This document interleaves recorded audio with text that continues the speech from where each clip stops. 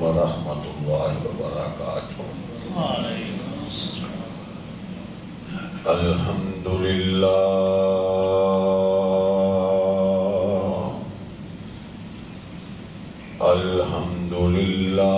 نحمدہ ونستعینہ ونستغفرہ ونؤمن بہ ونتوکل علیہ ونعوذ باللہ من شرور انفسنا ومن سیئات اعمالنا من یہد اللہ فلا مضل له ومن یضللہ فلا ہادی له ونشهد ان لا الہ الا اللہ وحدہ لا شریک له ونشهد ان محمدا عبده ورسوله اللهم صل على محمد وعلى آل محمد كما صليت على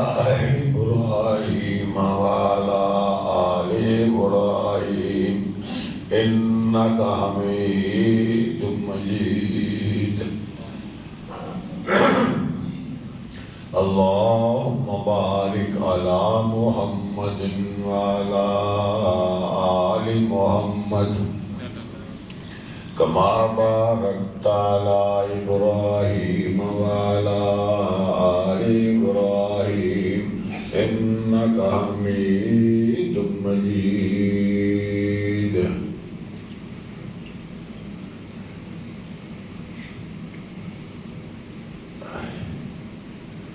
أعوذ بالله من الشيطان الرجيم بسم الله الرحمن الرحيم قل إن كنتم تحبون الله فاتبعوني يحببكم الله ويغفر لكم ذنوبكم والله غفور رحيم صدق اللہ مولانا العظیم وصدق رسولہ النبی الکریم۔ ہر قسم کی تعریفات اللہ کریم احکم الحاکمین جل جلالہ کے لیے بے شمار لا تعداد آج کی درود و سلام اس ہستی مقدس پر جو ساری کائنات کے راہبرو رہنما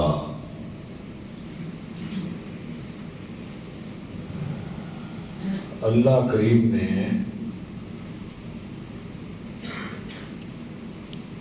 انسان کو یوں ہی بے لگام اور آوارہ نہیں چھوڑا ہے،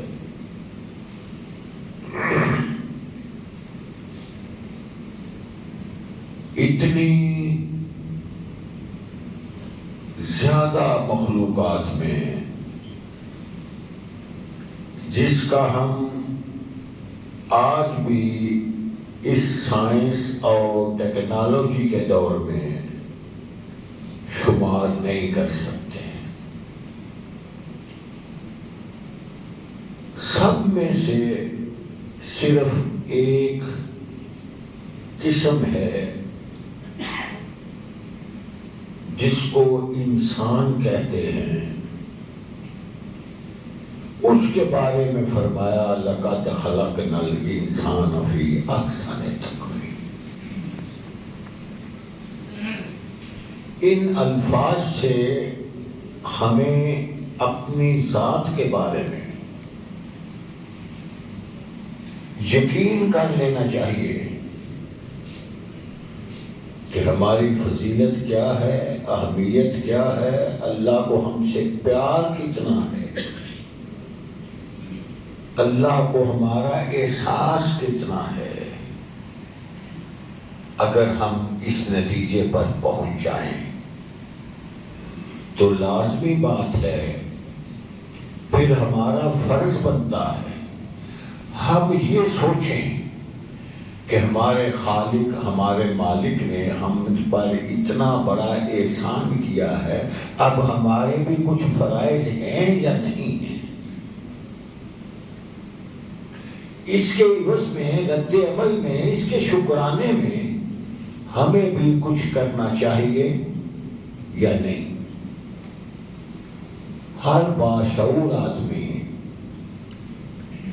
اس نتیجے پر پہنچتا ہے کہ ہمیں بھی اس خالق اور مالک کی رضا کے لیے، خوشی کے لیے کچھ کرنا ہوگا۔ یہ ہر شخص سوچتا ہے کہ کچھ کرنا ہوگا۔ جس کو اس کچھ کی سمجھ آ گئی وہ پار ہے، ورنہ بیکار ہے۔ اس کے لیے ہر کوئی کوشش کرتا ہے۔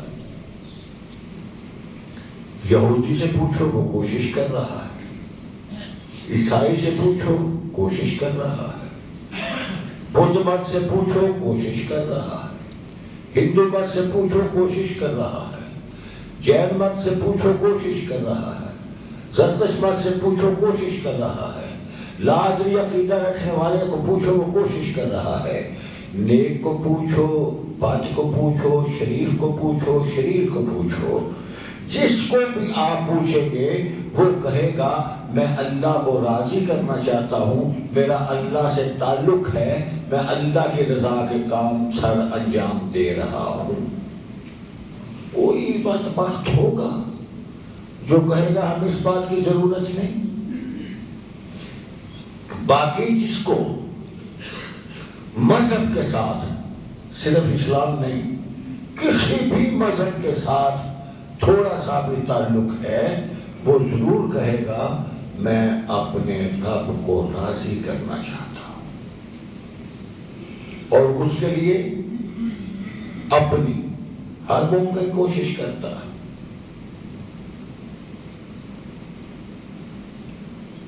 اور سب کو یہ سوچنا چاہیے، ایک ہے ہم اپنی مرضی سے اللہ کو راضی کریں، ایک ہے اللہ سے پوچھیں اللہ تو کس طرح راضی ہوتا ہے۔ میں نے یہاں حاضری دی، آپ اپنی مرضی کے مطابق، اپنی خواہش کے مطابق جو بھی عمل دہرائیں کہ بھائی کے ساتھ بھائی کی محبت ہے، وہ کتنی اعلیٰ بات ہوگی کہ مجھ سے پوچھ لیا جائے آپ کی خواہش کیا ہے۔ باہمی ہمارا آپس میں، مخلوق کا مخلوق سے، بھائی کا بھائی سے، ماں باپ کا اولاد سے، بہنوں کا بھائیوں سے، بھائیوں کا بہنوں سے، یہ سارے جو اصول بتائے گئے ہیں، اسی اصول کے پیش نظر ہم یہ دیکھیں کہ وہ رب جس نے اچھے انداز میں ہمیں خوبصورت انداز میں تخلیق کیا، وہ کہتا ہے مجھے راضی کرو، میں نے تمہیں پیدا ہی اپنی عبادت کے لیے کیا ہے، اپنی رضا کے لیے کیا ہے، پھر ہم نے جو کچھ کرنا ہے اس کی رضا کے لیے کرنا ہے۔ وَمَا خَلَقْتُ الْجِنَّ وَالْإِنسَ إِلَّا لِيَعْبُدُونِ۔ میری پہلی گفتگو کو اگر عبادت پر بھی راضی کرنے کو، جس لفظ کچھ پہ میں نے توجہ دلائی تھی، اس کے معیار کے مطابق بھی دیکھیں تو عبادت کا بھی طریقہ وہی ہے جو اس کو پسند ہے۔ کوئی مورتی بنا کے اس کو سجدہ کر رہا ہے، اللہ کو راضی کر رہا ہے، کوئی آگ جلا کے اس کی پوجا کر رہا ہے، وہ اللہ سے رشتہ بڑھا رہا ہے۔ اسی طرح جو بھی خرافات اور بکواسات موجود ہیں، معیار یہ نہیں۔ ہم نے اللہ سے پوچھا، اللہ تو نے ہمیں بہترین انداز میں پیدا فرمایا، رزق دیا، جوانی دی، خوبصورتی دی، ہمت طاقت دی، ہم چاہتے ہیں کہ تیرے نام پہ لگا کے تمہیں راضی کر لیں، اللہ تو ہمیں خود ہی بتا دے تو کس طرح راضی ہوگا۔ ہم 10 کام کریں، 20 کریں، 50 کریں، 100 کریں، تمہیں وہ پسند نہ ہو تو ضائع جائیں گے۔ اللہ ہمیں بتا دے کس عمل سے تو ہم پہ راضی ہو جائے گا۔ خالق کائنات نے اپنے محبوب سے اعلان کروا دیا کہ ان لوگوں کو بتاؤ، قل ان کنتم تحبون اللہ فاتبعونی یحببکم اللہ، کہ جو کامیابی چاہتا ہے، اللہ کو راضی کرنا چاہتا ہے، اپنے خالق کو منانا چاہتا ہے، اس کے پاس ایک ہی طریقہ ہے۔ وہ طریقہ کون سا ہے؟ پیارے پیغمبر کی تابع فرمانی، آپ کی محبت، آپ کے ساتھ تعلق اور واسطہ۔ اب پھر محبوب کو پوچھنا پڑے گا کہ اللہ نے شرط لگا دی کہ آپ کی تابعداری میں میری تابعداری ہے، اب آپ بتا دیں آپ کس طرح راضی ہوتے ہیں۔ تو کسی بھی انسان کو اس سے بے بہرا نہیں رکھا، اعلان کر کر کے اعلان کر کر کے اعلان کر کر کے سارے معاملات کو کھول کھول کے رکھ دیا۔ تھیوری کی صورت میں قرآن مجید اور پریکٹیکل کی صورت میں نبی علیہ الصلوۃ والسلام کی سنت۔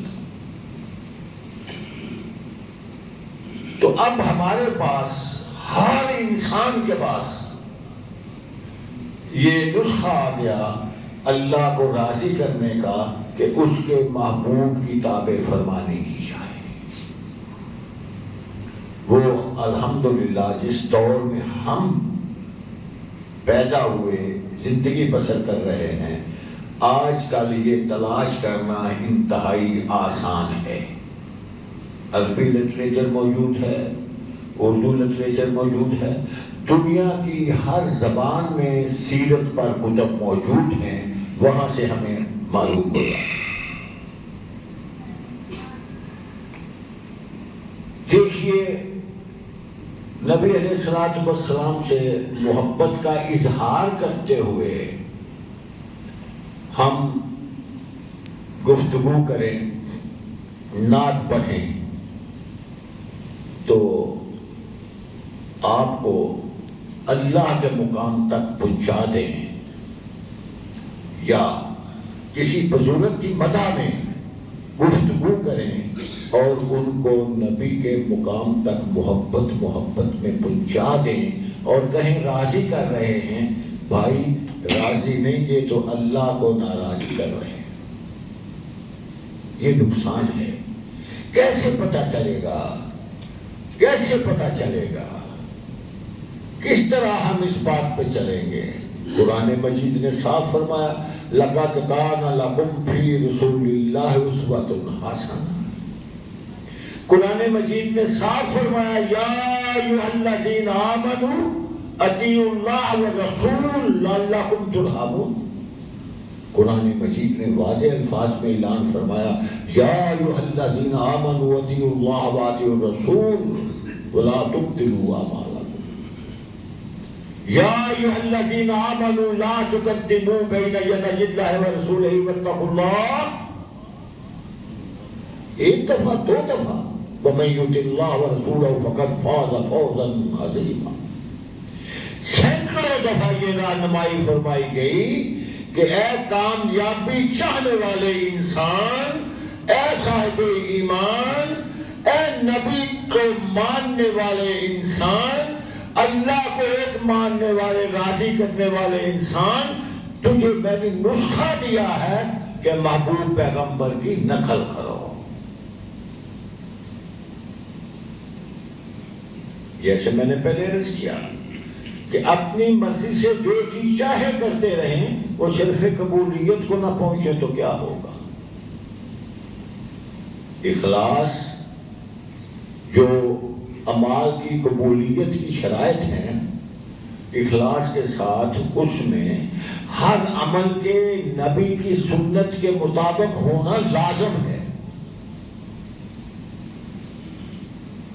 آئیے ایک دو واقعات میں بات کو مزید واضح کرنا چاہتا ہوں۔ صحابی رسول ہے، آفتاب نبوت کی چمکتی ہوئی شعاع ہے، گلستان نبوت کا مہکتا ہوا پھول ہے، دیہات کا رہنے والا ہے، دل میں محبت پیدا ہوئی کہ میں یہ عید اپنے نبی کی امامت میں جا کے ادا کرتا ہوں، شہر میں مدینہ میں جا کے میں عید پڑھوں گا نبی کی امامت میں اور خطبہ سنوں گا۔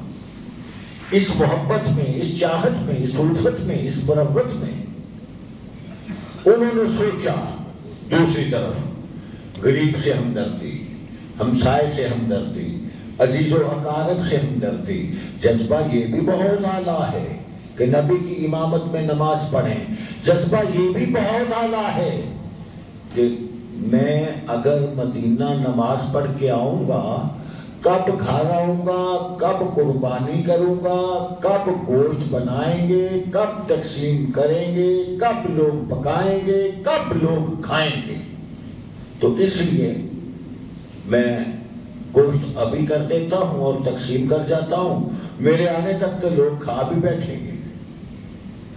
جذبہ نیک ہے، آپ بھی محسوس کر رہے ہیں۔ ایک وقت میں نبی کی امامت میں نماز کا جذبہ بھی نیک ہے اور ایک وقت میں لوگوں کو گوشت کھلانے کا جذبہ بھی نیک ہے۔ لہذا اپنا قربانی کا جانور ذبح کیا، گوشت بنایا، جب اس کو تقسیم کیا، تقسیم کرنے کے بعد مدینہ تشریف لے گئے، آپ کی امامت میں نماز پڑھی، آپ کا خطبہ سنا، آپ کے ساتھ اجتماعی دعا میں شریک ہوئے، تو حضور نبی کریم صلی اللہ علیہ وسلم کو یہ جذبہ بیان کر دیا کہ اللہ کے رسول، میں نے یہ سوچا کہ آپ کی امامت میں نماز پڑھوں تو دیر ہو جائے گی، گاؤں پہنچتے پہنچتے، تو میں ایسے جانور ذبح کر کے تقسیم کر آیا ہوں۔ اب جانور بھی وہی، مالک بھی وہی، ذبح کرنے والا بھی وہی، تقسیم کرنے والا بھی وہی، پکا کے کھانے والے بھی وہی، اور فتویٰ نبوی کیا ہے صلی اللہ علیہ وسلم؟ آقا نے فرمایا ابو بردہ آ گئے ہیں، نماز عید کے بعد قربانی کرنی ہے، ذبح کرنا ہے، تم پہلے تقسیم کر رہے ہو، وہ لوگوں نے گوشت ہی کھایا ہے، قربانی نہیں کھائی، جاؤ ایک مزید اور جانور خریدو، اس کو ذبح کرو۔ تو بات سمجھ آئی؟ اپنی اپنی مرضی سے آدمی کتنا بھی دانا اور کتنے بھی اعلیٰ درجے اور رتبے کا آدمی ہو، اپنی اپنی مرضی سے اللہ راضی نہیں ہوتا، اپنی اپنی مرضی سے محبوب کی پیروی نہیں ہوتی۔ محبوب کی پیروی تب ہوتی ہے جو محبوب نے کیا ہے وہ ہم کریں تو پھر اللہ راضی ہوگا۔ حضرت جندب بن سفیان کہتے ہیں کہ میں نے آپ کے ساتھ نماز پڑھی، ہم باہر نکلے تو کچھ لوگوں نے قربانی کرنی تھی، آپ نے فرمایا نہیں، یہ قربانی نہیں ہے، عام گوشت ہے، جو مزید جانور لے کر کرے گا وہ قربانی کرے گا۔ معلوم ہوا اللہ کو راضی کرنے کے لیے رسول اللہ کی پیروی شرط ہے، مگر افسوس آج کے کئی جعلی دانشور بڑے سبق دیتے ہیں پلاننگ کے ساتھ، اور میں کہتا ہوں بڑے نظم کے ساتھ، اہتمام کے ساتھ وہ مسلمانوں کو اس عظیم عمل سے بیگانہ کرنا چاہتے ہیں۔ کبھی کہیں گے کسی کی بیٹی کی شادی کر دو، کبھی کہیں گے کسی غریب کو دے دو۔ یہ لٹریچر بھی موجود ہے، اخبارات میں فیچر بھی آتے ہیں، آج کل سوشل میڈیا کی دور ہے، اس میں بھی یہ عجیب قسم کے منطق آتے ہیں۔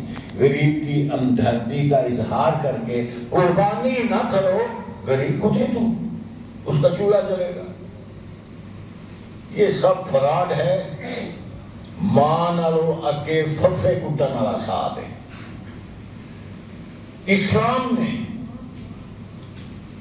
غریب کی ہمدردی، غریب کی پرورش،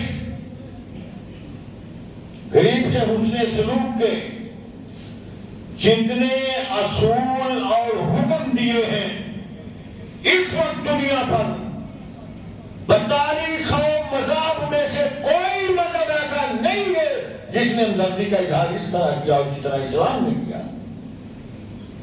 اس لیے یہ عظیم سنت سے بیگانہ کرنے کے لیے ایسی باتیں کرتے ہیں، ان کو بالکل خاطر میں نہیں لانا چاہیے۔ صحابہ فرماتے ہیں ہم اپنے جانوروں کو موٹا تازہ فربا کیا کرتے تھے۔ غریب کو دینا ثواب، نیک عمل، اس کا ثواب بھی بتایا گیا۔ یہ قربانی جس کے بارے میں عادت کیا کہ اس کی قربانی کے چھری جب جانور پہ پھیرتے ہو گردن پہ، خون کا قطرہ زمین پہ پاک میں گرتا ہے، انسان کے گناہ پہلے معاف ہو جاتے ہیں۔ زمین اور گردن کا کتنا فاصلہ ہے۔ تو اس لیے لازم ہے جس کو راضی کرنا ہے اس کی رضا پوچھی جائے۔ وہ کہتا ہے میرے محبوب کی پیروی کرو۔ ہم اگر اپنی مرضی سے نیکیاں نکالیں گے، اعمال نکالیں گے، تو اس کا مطلب کیا ہوا؟ استغفر اللہ، معاذ اللہ، زبان جلتی ہے کہ ہم نے طریقے دریافت کیے ہیں نیکی کی۔ اللہ اکبر، کیسے وہ لوگ تھے۔ نبی علیہ السلام نے ایک قافلہ ترتیب دیا۔ لمبی بات ہے، روانگی کا آرڈر فرما دیا، 40 افراد ہیں، ڈیوٹی لگا دی، علاقہ بتا دیا، روانگی ہو گئی۔ آپ اس طرح خطبہ جمعہ کے لیے کھڑے ہیں، دیکھا کہ ایک دائیں طرف شخص بیٹھا ہے جو رات 39 افراد میں شامل تھا۔ فارغ ہوئے، آپ کے چہرے کے تاثرات عجیب۔ پوچھا عبداللہ تو رات قافلے میں شامل تھا، یہاں کیسے بیٹھا ہے؟ عرض کیا کہ حکم ادونی کا ارادہ نہ تھا، میرے پاس ایک تیز رفتار سواری موجود ہے، میں نے سوچا کہ خطبہ جمعہ آپ سے سنوں، آپ کے پیچھے نماز پڑھوں، نماز کے بعد میں اس سواری پہ سوار ہو کے قافلے کے ساتھ مل جاؤں گا۔ میں نے یہ لالچ کیا ہے، یہ سوچا ہے کہ اس کام کا ثواب بھی مل جائے گا، اس کا اجر بھی مل جائے گا۔ کتنا پیارا جذبہ ہے، ڈبل ثواب لینا چاہتے ہیں۔ بھائی نہیں نہیں نہیں نہیں نہیں نہیں، مور کی ضرورت ہے، مور کی ضرورت ہے، مور کی ضرورت ہے۔ اگر آپ تھوڑی سی توجہ دیں، شہر نبی کا مدینہ منورہ، مسجد نبی کی، مسجد نبی، منبر نبی کا، زیارت نبی کی، خطابت نبی کی، امامت نبی کی، اور فتویٰ نبی بھی سن لیجئے۔ فرمایا اے عبداللہ، جو رات کو جانے والے اجر پا گئے ہیں، تو ثواب کو نہیں پہنچ سکتا۔ یہ پیروی انسان کس قدر پائے گے ہیں جن کی میں مثال پیش کر رہا ہوں، محبت کس قدر پائے گی ہے، مگر نامقبول ہو رہی ہے۔ میں اور آپ اپنا حساب لگائیں، اپنی عقل کا، محدود عقل کا حساب لگائیں، پھر اپنے طور طریقے بنائے ہوئے اپنائیں، اور پھر بھی کہیں اللہ راضی کر رہے ہیں۔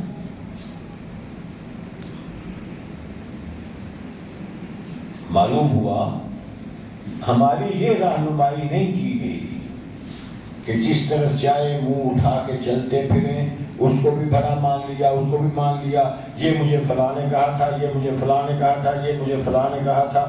ساری کائنات اگر ایک عمل پر متفق ہو جائے،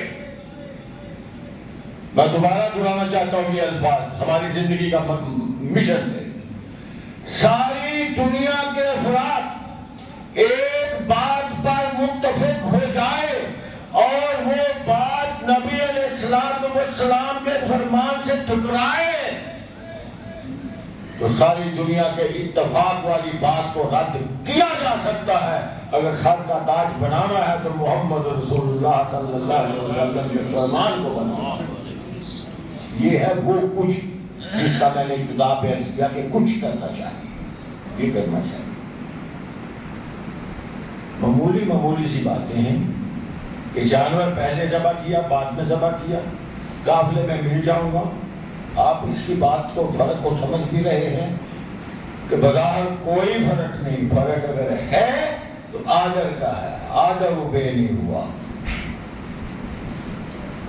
آج کل ہمارے عام چلتا ہے، زندگی میں 50 60 70 عیدیں بھی دیکھ چکے ہیں، تو پھر بھی ہر عید پہ ہمیں کوئی نہ کوئی الجھن، ٹینشن پھٹا پڑا ہوتا ہے۔ مولوی صاحب آگے کرنا ہے، یہ کیسے ہوگا وہ؟ بھائی اللہ کے رسول نے ارشاد فرما دیا، قرآن نے بتا دیا کہ رب اس طرح راضی ہوگا۔ آپ نے زندگی کے ہزاروں لاکھوں واقعات سے ثابت کر دیا کہ اس طرح راضی ہے، آپ اپنی مرضیاں لیے پھرتے ہیں۔ جب صاف الفاظ ہیں لا تذبحوا الا مسنّا، بات ختم۔ بٹ کیا کہتا ہے، صوفی کیا کہتا ہے، مولوی کیا کہتا ہے، شیخ الحدیث کیا کہتا ہے، چودھری کیا کہتا ہے، بخاری نے یہ کہا ہے، نہ، دو دانتے کے علاوہ مت ذبح کرو، دوندا ہونا چاہیے۔ ہر عید پہ ہمیں یہ مصیبت پڑی ہوتی ہے، اتنے کا بپاری یہ کہتا ہے، بپاری وہ کہتا ہے۔ یار بپاری نے municipal committee date of birth لائی ہوتی ہے، لے لیں بس اپنی آنکھوں سے دیکھو تو ہوتا۔ وہ ایک مثال ہے، وہ مجبور آدمی تھا، اس کے پاس ایک ہی جانور۔ تو خیر، ہم زندگی کے ہر شعبہ میں اپنی مرضی سے، اپنی عقل سے بات نکال لیتے ہیں، یا میں نے یہ سنا تھا بس اس پہ عمل پیرا ہوتے ہیں، جبکہ قرآن مجید ہمیں بار بار یہ حکم دے رہا ہے کہ اپنے رسول کی پیروی کرو، اور رسول صلی اللہ علیہ وسلم بھی حکم دے رہے ہیں کہ اسی میں نجات ہے، میری پیروی کرو۔ اور کمال فضیلت ہے امت محمدیہ کی۔ آقا نے فرمایا کل امتی یدخلون الجنہ، میری امت ساری کی ساری جنت جائے گی۔ کل امت گل کری اینی رہی تو بڑا ہی مزہ سی، تھوڑی سی ساتھ آپ نے شرط بھی لگا دی، کل امتی یدخلون الجنہ الا من ابى، سوائے اس بندے کے جس نے خود ہی جانے سے انکار کر دیا، میں نہیں جاتا۔ کون سا آدمی ہے جو کہے گا میں نہیں جاتا؟ صحابہ نے پوچھا الا من ابى، یار کون ہے جو انکار ہوگا؟ شرط پھر وہی آئے گی جس پر میں گفتگو کی ابتدا پہ زور دے رہا ہوں، من اطاعنی دخل الجنہ ومن عصانی دخل ومن ابى۔ بھئی جس نے اطاعت کی جنت جائے گا، جس نے اطاعت نہیں کی وہ ہی نہیں جائے گا، اس نے انکار کیا ہے۔ تم کہتے ہو کس نے انکار کیا؟ اسی نے انکار کیا۔ اب آپ اس فیصلے پہ پہنچ جائیں، یہ بزرگوں نے کہا ہے، یہ صوفیوں نے کہا ہے، یہ فلاں نے کہا ہے، یہ فلاں نے کہا ہے، ہمارے لیے وہ وزن ہے یا جو محمد رسول اللہ صلی اللہ علیہ وسلم نے فرمایا ہے ہمارے لیے وہ وزن ہے؟ گر نقش قدم تیرے مشل نہ بنے ہوتے، راہ رو بھی لٹا ہوتا، راہ پر بھی لٹا ہوتا، کوئی بھی راہ راست پہ نہ ہوتا، کوئی بھی صراط مستقیم پہ نہ ہوتا۔ میں صاف الفاظ میں عرض کرنا چاہتا ہوں بطور اسلام، بطور ہمدردی، اس میں کسی فرقہ واریت کا تعلق نہیں ہے۔ یقین جانیے، جیسا کہ میں نے پہلے عرض کیا، اتنے مذاہب صراط مستقیم پہ نہیں ہیں، مذہب اسلام صراط مستقیم ہے، اور اس کو بھی ہم نے ڈیوائڈ کرنے کی کوشش کی، کوئی اس طرح میں بٹ گیا، کوئی اس طرح میں بٹ گیا، کوئی اس طرح میں بٹ گیا۔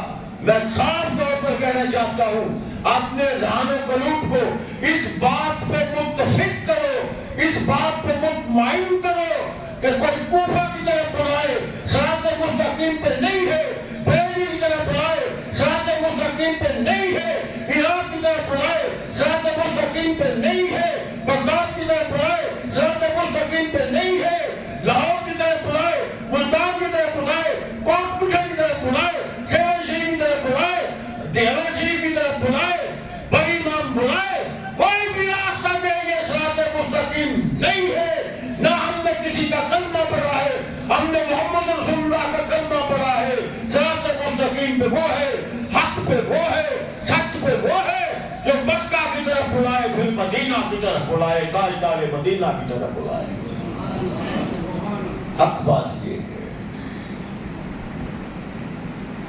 اصل بات یہ ہے۔ شیطان ہمیں جس موڑ پہ بھی برگلا لے اس کی ہمت ہے اور ہماری کم ہمتی ہے۔ اگر ہم سٹرانگ ہو کر اپنے موقع پہ ڈٹ کر محنت کریں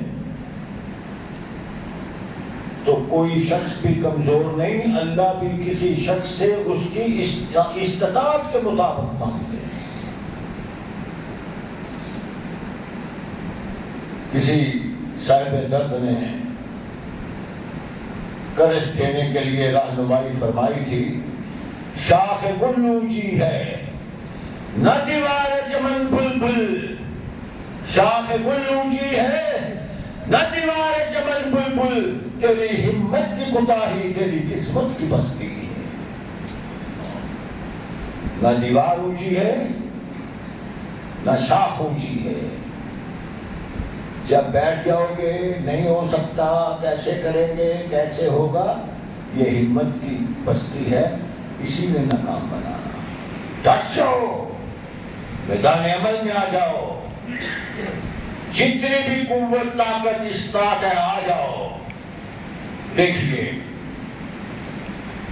دو الفاظ میں کہنا چاہتا ہوں، میں جتنی گفتگو اب تک کر چکا آپ متفق ہیں، میں بھی متفق ہوں، آپ سن رہے ہیں، میں سنا رہا ہوں، ہم میں عملی کوتاہیاں ضرور ہیں۔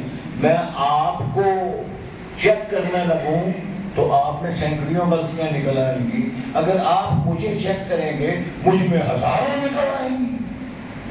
تقاضا بشریت، یہ بات اپنی جگہ، ایم ہونا چاہیے، تہیہ، عزم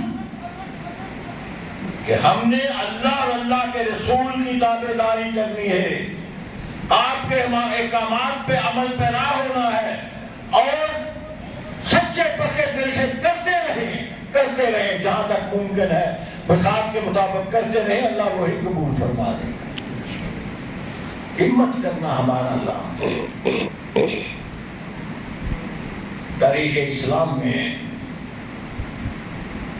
اللہ کہ محبوب پیغمبر کی تابع فرمانی اور محبت کے پیشوار واقعات درج ہیں۔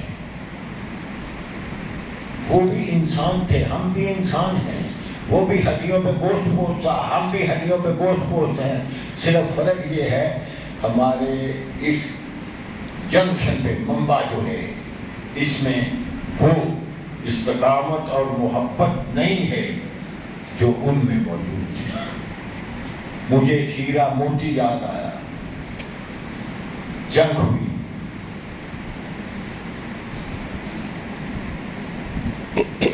سخت زخم آئے، خون بہ رہا ہے، بلا نکات اتنی کہ آخری لمحات ہیں۔ آقا زخمیوں کو دیکھتے، شہداء کو دیکھتے سرحانے تشریف لے آئے۔ دیکھا کہ یہ میرا محبوب صحابی آخری لمحات پہ ہیں۔ آواز دی کہ ابو مارا تیرا آخری وقت ہے، تو بتا دے، دلی تمنا بتا دے، میں تیرے لیے تیرے رب کے ہاں وہی دعا کر دیتا۔ نبی کی محبت آپ دیکھ رہے ہیں کیسے چھلک رہی ہے، پورے وجود کو جنبش دے کر تھوڑا بہت جو بدن میں خون ہے اس کو کھینچ کے جمع کر کے اپنے رخسار کو نبی کے قدم پہ رکھ دیا۔ اور آج بیان کی آقا چمن میں جا کر ہر گل کو دیکھا، نہ تیری سی رنگت نہ تیری سی خوشبو ہے، نکل جائے دم قدموں کے نیچے، یہی دل کی خواہش، یہی آرزو۔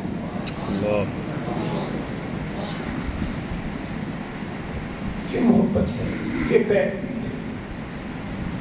دو نوجوان،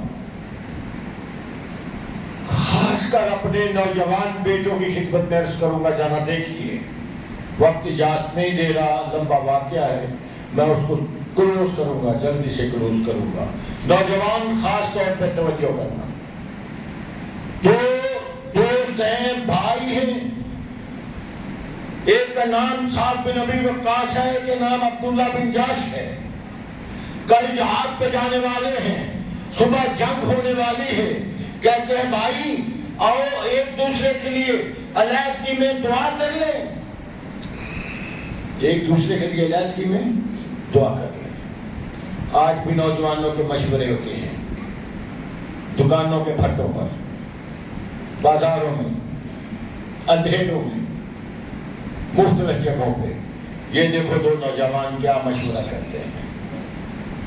ایک نے دعا کی، اے اللہ کل جنگ ہونے والی ہے، تیرے نام پہ جہاد پہ لکھ لیں گے، دشمن سے کچھ بھیڑ ہوگی، اے اللہ میرا جو دشمن ہو کمزور نہ ہو، طاقتور ہو، جنگی حربے کرنا جانتا ہو، وار کرنا جانتا ہو، وار سے بچنا جانتا ہو، اس سے میرا مقابلہ ہو جائے، وہ مجھ پہ حملہ کرے نہ اس پہ حملہ کروں، وہ مجھ کو زخمی کرے نہ اس کو زخمی کروں، بالآخر میں اس کو جہنم واصل کر دوں۔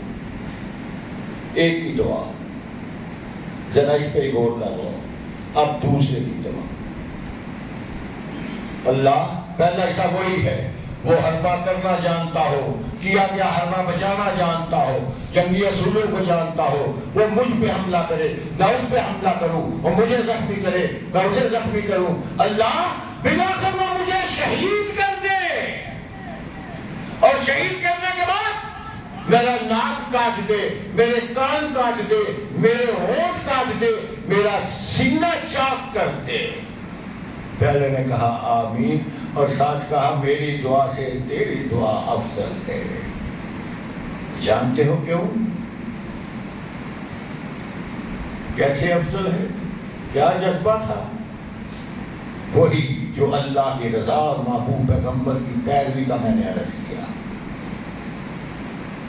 کہا میں نے اس لیے کہا ہے، کل قیامت کا دن ہوگا، سب اٹھیں گے، میں بھی اٹھوں گا، اللہ پوچھیں گے تیرا ناک کٹا تو کس لیے، لب کٹے تو کس لیے، زبان کٹی تو کس لیے، کان کٹے تو کس لیے، سینہ چھلنی ہوا تو کس لیے؟ میں کہہ سکوں گا اے اللہ ناک کٹا تو تیرے لیے، زبان کٹی تو تیرے لیے، کان کٹے تو تیرے لیے، سینہ چاک ہوا تو تیرے لیے۔ ان صلاتی و نسکی و محیایا و مماتی للہ رب العالمین۔ جب ہم اپنے آپ کو اللہ کے سپرد پورا نہ کریں گے، بات نہیں بنے گی، جنت نہیں ملے گی، اللہ کی زیارت نصیب نہیں ہوگی، پیارے پیغمبر کی شفاعت نصیب نہیں ہوگی، حوض کوثر کا پانی نہیں ملے گا۔ یہ اتنی بڑی نعمتیں جو ساری دنیا کے قربان کرنے کے بعد بھی نہیں مل سکتی، یہ کس چیز میں ملیں گی؟ اللہ کا خوف، اللہ کا ڈر اور اس کا ڈر۔ ڈر چھوڑا نہ جائے، ڈر دل سے نکالا نہ جائے، ہر عمل اللہ کے ڈر سے کیا جائے اور محبوب پیغمبر کی نقل میں کیا جائے۔ انشاءاللہ اللہ کے زیارتیں بھی ہوں گی، جنت میں بھی جگہ ملے گی، کامیابی بھی ہوگی، لواء الاحمد کے نیچے بھی ہوں گے اور حوض کوثر کا پانی بھی ملے گا، زندگی کا مقصد بھی پورا ہوگا۔ اللہ مجھے آپ کو توفیق دے، ہم اخلاص کے ساتھ اپنی اس زندگی کو اللہ کے محبوب پیغمبر کی تابعداری میں چلاتے رہیں۔ منزل ملی، مراد ملی، مدعا ملا، سب کچھ مل گیا مجھے جو آقا کا نقش پا ملا، صلی اللہ علیہ وسلم۔ وآخر دعوانا الحمدللہ رب العالمین۔